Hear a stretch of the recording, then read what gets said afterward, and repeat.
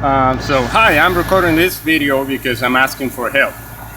So my problem is that the fan in my HVAC works, but I have this frozen thing here. I don't know if that's normal,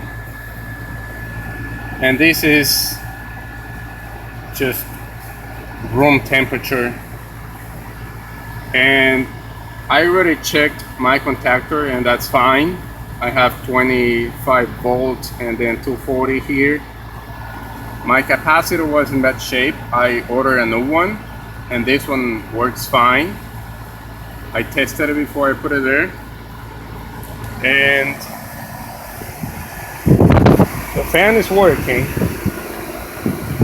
I don't hear a lot of noise from my compressor.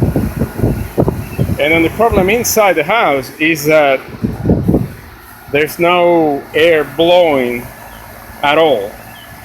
So if you guys can help me out, I would appreciate it. This is HVAC,